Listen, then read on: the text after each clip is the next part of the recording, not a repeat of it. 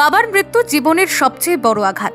সেই গভীর শোক বুকে নিয়েই জীবনের অন্যতম গুরুত্বপূর্ণ পরীক্ষায় বসে অনন্য মানসিক দৃঢ়তার দৃষ্টান্ত গড়ল বীরভূমের এক ছাত্রী।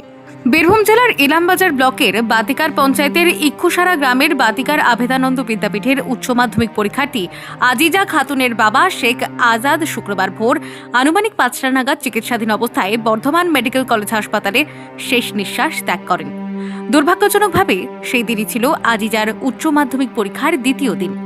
শোকস্তব্ধ পরিবার ও আত্মীয় স্বজনের কান্নার মাঝেই আজিজা নেয় কঠিন সিদ্ধান্ত, সে পরীক্ষা দেবে। বাবার স্বপ্নকে সম্মান জানাতেই এই সিদ্ধান্ত বলে জানিয়েছে পরিবার।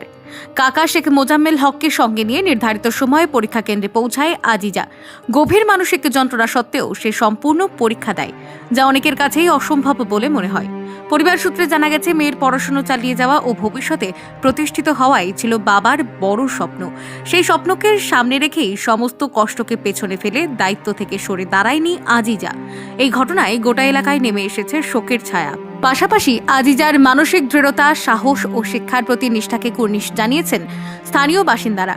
কঠিন বাস্তবতার মধ্যেও লড়াই চালিয়ে যাওয়ার যে উদাহরণ আজিজা সৃষ্টি করল, তা নিঃসন্দেহে অনুপ্রেরণা হয়ে থাকবে বহু মানুষের কাছে। তো নার্সিংহোমে ভর্তি করার পরপর আস্তে আস্তে অবনতির দিকে যাচ্ছিল।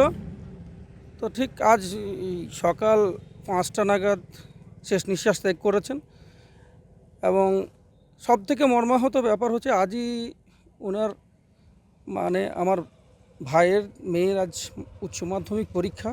ভাইয়ের মেয়ের নাম হচ্ছে আজিজা খাতুন। তো তার এই উচ্চ মাধ্যমিক পরীক্ষা আছে পড়ে বাতিকার অভেদানন্দ বিদ্যাপীঠে, এবং সেন্টার পড়েছে চুনপলাশী উচ্চ বিদ্যালয়ে। তো সেই মর্মাহত অবস্থা থেকেও কিন্তু আমাকে নিয়ে আসতে হলো, যেহেতু একটা প্ল্যাটফর্মের ব্যাপার। বীরভূম ইলামবাজার থেকে অনুকূল গড়াইয়ের রিপোর্ট, বঙ্গলেখনী।